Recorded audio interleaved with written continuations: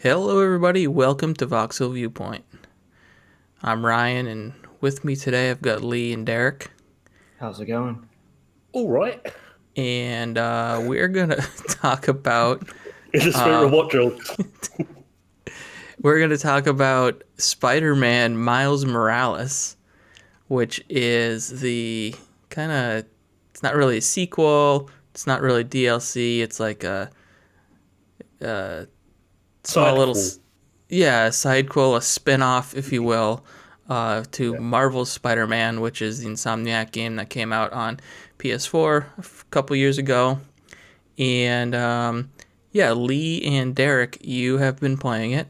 Lee's been playing it on the PlayStation 4, and Derrick's been playing it on the PlayStation 5. So Yep. we'll have some comparatives there a little bit. But let's just start out with like what's the story here? What's Miles Morales up to, and what's going on in New York City? Well, for one, Spider-Man has taken a break, so it is up to you to protect the city while he's gone. And that's kind of how it starts out after you go flinging through the city, causing a bunch of good old Spider-Man damage trying to fight someone. So Peter Parker's just taking a vacay. Yep. So does it open with you Yeah, it's playing like as Peter Parker? it's whisked away from something that Mary Jane has set up for him. It's early days of Miles, so it's a partnership between Peter and Miles, just trying to get him to learn the ropes and stuff like that. His first kind of skirmish doesn't go particularly well, but Peter has to go anyway.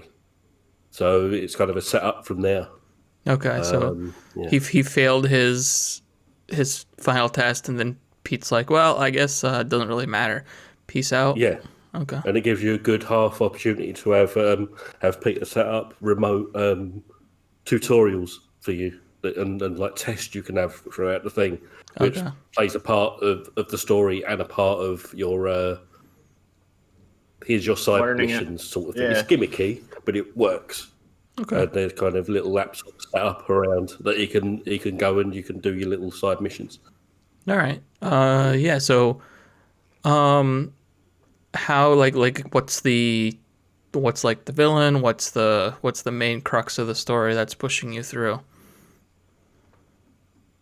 It's set up along the lines of there's a within the Marvel usual universe. There's a company called Roxxon, which Okay. back in the day it was kind of it's a an oil conglomerate. That now we've changed now because that sort of thing's changed. Now it's an Right. energy conglomerate, but it's that sort of thing, and it's kind of it's like an opposing Stark Industries, as it were, but a little bit more powerful. Okay.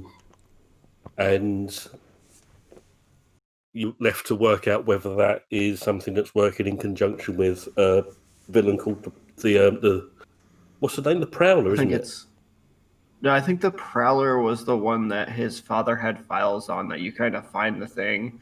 The first one that we're coming against is an organization called the Underground, and they're being headed by the Taskmaster. Master. Oh, him. Yeah, we've already hit the lower tier villains. It's great stuff. I felt like there I were a know, couple of those in the first game too.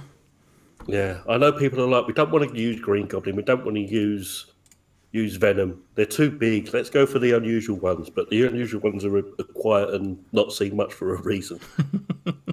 They're not Yeah. very interested. Yeah. Taskmaster literally does what he says in the tin. So is this um, kind of like a condensed version of the larger game that came out 2 years ago? Is that a logical I would say it's suggestion? more uh, refined and tightened. There's it feels like the same game, but with none of the bloat of the last one. Um, I fell off the last one fairly quickly, if I remember rightly, because as fun as it was with the combat and etc., there was a lot of padding that was really pointless, like the side missions and stuff like that seemed very pointless. And I also found that they threw all of the upgrades at you and the skill trees up at you right at the very beginning, so you had nowhere to go very quickly.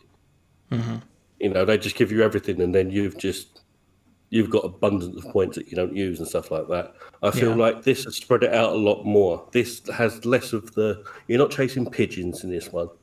Okay, good. Yeah, like the side missions actually have like meaning behind them more so than the other ones, where it was like, here's all these different side missions, but on all of them you're doing the same exact thing, just in different spots. So where this one, they're more like story focused side missions. Okay.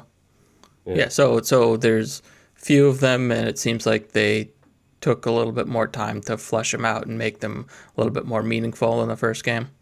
They feel more woven in as a story type thing, yeah. Okay. As opposed to, oh, I've lost my pigeons. I'm a man that lives in the city. Find them for me. Yeah. This is kind of like I say, that would be classed as a side mission, the uncle thing, and it just feels like tied into the issues within the city a lot more. And that was a ton of fun too, because it had like your little puzzle bits in it. Then you had like your combat parts of it. It wasn't just like, here's this mundane puzzle, do it 500 different times. Yeah, like I say, I think this works better with the drawing out of your skill sets. You know, it didn't really make much sense that you had to collect all the things that you did to upgrade Spider-Man. They kind of had this hokey thing that all this tech was lost in backpacks around the city or something. Remember, it's something stupid like that. It makes more sense. It takes longer for him to unlock all that stuff because he's new. He's starting out. Right. So it feels a little bit more, makes more sense narratively that he's learning this stuff along the way. Yeah, and it's also as far as like the skill tree, it's more locked under a level too. Like I noticed, okay, I've got a couple points from doing a couple side things I did, but I still don't have a high enough level to hit all these tiers, and it kind of like scatters them between the trees, and there's still like a third tree that I haven't even seen yet. So it kind of breaks that up a little bit more to where it's not like, all right, just mass all these points, dump it all into you, and then you're completely good, which also might tie back into like the problem I have with the game, which when we get to combat, we'll talk about that. Yeah, let's talk about it. Okay, I guess I'll put my thing out there for the start of it. I feel like in this one, it gives you too much to do combat-wise. Like there's a bunch of different button combos and things it wants you to do, and it feels like these encounters are made to use all these new things. Like you have a new Venom strike that you've got to power up to use to kind of stagger some enemies. Then you can like throw the stuff around. You can grab the guns and hit them. You can do everything you did in the first one. But for me, it doesn't seem like it flows as nicely. Like I've been having more problems, fighting the groups of enemies than I've had doing any of the other stuff. I'm not sure how you feel with that, Lee. I quite like it because it gives you a juggle. So the Venom powers helps because there's going to be no secret. This will happen telling you later in the game. Voxel is tied to these, so the bad guys you see around have several different kind of within their classes. They have different sets of things. One's are normal goons that you fight, and some have like electronic augments that you have to use the Venom powers to smash and break through. They're like kind of constructs that build on their arms, and the Venom powers help you crack that. So it's kind of juggling. I like the juggling between all of those. It's much more immediate because, again, as fun as it was with the last game, once I've ripped a shield off someone and smacked it in somebody else's face, once I've done it like 50 times. Yeah. This kind of helps me juggle backwards and forwards, and it's much more of a to and fro. It's a more frantic combat game, definitely. Yeah, it's less of a because I think kind of the last one was kind of a chill Spider-Man game. You didn't really have to think about it. It's just really cool being Spider-Man, and you can just kick back, and you didn't really have to think too much about the combat. And it was just fun. It was enjoyable to go through. But this one, it is a lot more hectic because you've got to juggle a lot. You do have to juggle a lot more.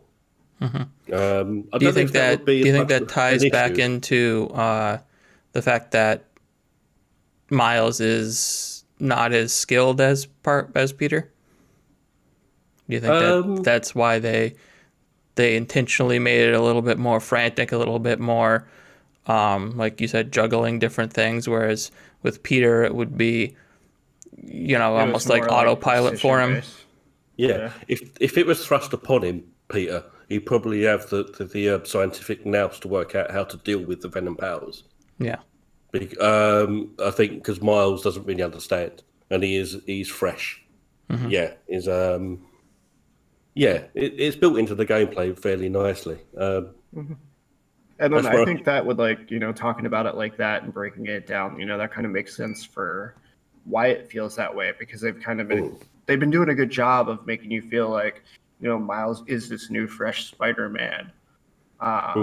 And it's played into everything pretty well because like I said, this is shining like story-wise and world building wise. I think it's doing an absolutely amazing job. It's just like I said, I just have the little quirk with combat, which that could just be like a completely me thing.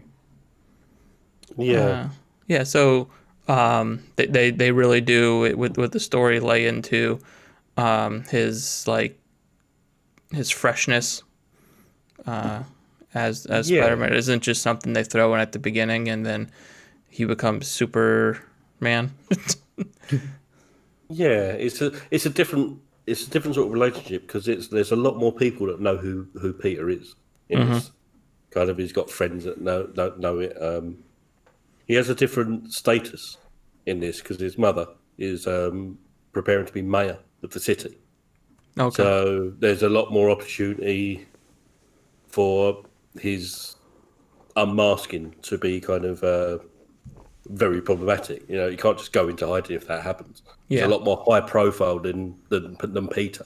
Yeah. So yeah, there's lots of interesting stuff like that. It ties in nicely with the story, definitely. Yeah, He's a because very I interesting remember the character. storytelling in the first game was good, had good acting in it, good cutscenes and stuff like that. Is that all kind of brought back here? Yeah, Yeah. we've got new Peter, but it's the same actor that does Peter and stuff like that. But we've got Yeah. new face Peter. Low rent Tom Holland over there. Yeah, Tom Tolland. Yeah. Yeah, yeah. I don't know. I like it. It's a nice little dynamic here because it feels cozier. Kind of because I don't know. Peter can sometimes be a bit frustrating in the first game because it's like, well, you're an adult, sort it out. Come on. Yeah. Um, and Sort it this out. Come on, be Spider-Man and get good grades and pay your rent. have a family relationship and a girlfriend and all of this. Yeah. Yeah. This might have the same problem as the first game in that if you know anything, even on an entry level about Spider-Man, you know who the villain is going to be. And Yeah. I don't know how far you got, Derek, but you probably Um, already. I'm still completely lost on that aspect. Like I said, I'm still like I've been dealing like mainly with a lot of the underground stuff. Yeah. And I've only ventured in like a couple missions, but I played it enough of it to grasp, what it is, how it feels. Yeah. Yeah, you just haven't made it too far into the story. Yeah, I just Yeah. haven't made it too far into the story, but like I said, it does an awesome job of bringing you into the story. Like I feel close to the character. Like I'm gonna finish playing through, see what happens, and do all that. Even though the combat doesn't sit with me, but the rest of what the game is doing is enough to keep me wanting to see what happens and play it through. Yeah, I've been. So yeah, we did our little talk about the first game when that came out, and we all had kind of came away with the same ideas that it was kind of a little bit, like Lee said, bloated. And I'm looking forward to jumping into this because it seemed like a trimmed down version of that. But I'm not sure if I want to get it on PlayStation 4 or wait until I eventually get a PlayStation 5. Derek, I know it was a while ago when you since you played the first one, but how does this one play and perform on the PlayStation 5? It's playing and performing very well. Obviously, you have like the upgraded, the more crisp and cleaner graphic look to it. Swinging around and everything has been real great. I haven't noticed like any tearing with doing all the fast movements and stuff. You also can kind of like slow down your movements as well when you're swinging through, and I've been playing with that a lot. And it's also brought up like a bunch of awesome opportunities for like photo mode type stuff since you have that there. But it's been performing great. I really haven't seen or noticed like many issues with that. And as are far those load times as fast as they've been in the demos they've been showing? Yeah, yeah, it's loaded really fast. Sometimes like I'll forget too, and I'll be like, all right, I'm gonna hit this to load in. I'm gonna run and grab a drink or something real quick. I'll be back and good. And it's like, nope, you're in there. You shouldn't have walked away at all, bro. Yeah. Yeah, that's it. Load screens are over. We're not going to get any more of those hot tips on the loading screens. Yeah, yeah. Especially because like with a couple of the games I've played, it seems like the loads might even be too fast for like what they've programmed the game for. Because like I've noticed that with a couple different titles that like you'll hit it, it'll load, and you'll kind of see like, or it'll go into like a cutscene, and you'll kind of see it like the game hiccup a little bit, and then be like right in there. So Lee, what's it like on PS4? Is it pretty much the same as that first game? Does it look better, run better? I feel like it does run a little better, yeah, actually. I do feel it does run a little better than the last one. It's a little bit kind of shinier in the graphics. It's been a weird, interesting thing because this is the first time because I've always been a console person, and whenever there's been cross generations of the same game, normally it's a completely different game. On the lesser thing, it's made by a different team. It's a lesser thing. I think this is the first time I've played a game where it's just the same game as Derrick's playing, but with texture packs and better loading. Yeah. So it's cool that I mean, it's cool for this game that nothing seems to have changed that much. I don't feel like I'm getting a specifically last generation experience. Yeah. But I don't know. It's is that a good or a bad thing? Yeah. Because It does. we're So still in that level of kind of we're making games that feel like last generation still. yeah, I guess the question is like it's that original game's 2 years old. Does this feel dated being so similar to it, or No. no? Okay. It always that last game, it felt ahead of its time, having played other Spider-Man games and the clunk of previous Spider-Man games. It felt pretty advanced now. I think if they released the last Spider-Man now, we probably wouldn't be questioning that whether it feels old as a game. I was questioning that when that last one came out. So did you? Yeah, I mean that was my complaints about that game. It was like the world felt like very old-fashioned, like the open world stuff. Yeah, maybe because there's not much to do in it. It's just looks nice. You need to have it more engaging. Yeah, you need to have it more engaging. This does feel more engaging because it feels tighter. Oh, Derrick's died. Yeah, I just remembered something. Since we're speaking about the open world stuff, I don't remember if the first one had this, but in this one, when you're swinging around and like if you go like really low or really high and drop really low, you're gaining like little bits of experience and stuff from like that was in the first different one. Tricks and okay, it was in there. Yeah. Yep. Like near mittens, like racing. I kind of noticed it when it was popping up, and it made me want to like, okay, cool, I want to try to do this different stuff now. Yeah, it was in the first one, but you stopped doing it because the skill points didn't matter in that game. So the XP you were getting was just like, whatever. I'll just fast travel instead of doing the web slinging, which it felt good in that game, but still it was just it was like when you could just fast travel, it wasn't really worth it because there really wasn't anything. There wasn't anything really dynamic that went on in that city. Like No. like you weren't going to come across some sort of cool thing going on. It was really, if you were going to come across something, it was just going to be like, some more cops to take out or something like that. And Well, there was I no think real I think impetus to that's fight, was there, after a while? what's that? Because there was no impetus to do all that extra stuff after a while. Right, Because you because had there was a no 5-tier system, didn't you? Fight these people 5 times, and then you complete that section. Like a heist. You Yeah. complete those after 5 rounds, and then you don't have to do them no more. yeah. That was very limiting in a weird way. Yeah, yeah. Yeah. It was like just it's a thing that I notice in a lot of open world games where it's like once you kind of get a taste of all of the little things that are going on, there's no reason to walk across the open world anymore. And if they give you fast travel or if they give you, some sort of vehicle or something like that, it's something that I noticed with a little bit less with Watch Dogs. I found myself wanting to walk around that city more because of the things that were going on the city and in the city, and like it felt like a real place. Whereas with Spider-Man, you're not supposed to be walking around the city streets. Of course, you're supposed to be swinging, but. Oh, I know this. Lee, with yours, did you get the Into the Spider-Verse code for the suit? No. Okay. I have. I have, but I haven't. I haven't Used it? installed it. Yeah. I haven't got to check it out yet, but I have the suit on. But apparently, one of the perks of using that suit is it allows you to see like into the Spider-Verse during certain things happening. I'm not sure if it was like combat or certain scenes that happen, but it's like extra information from like what's going on. Isn't it also supposed to? Isn't it like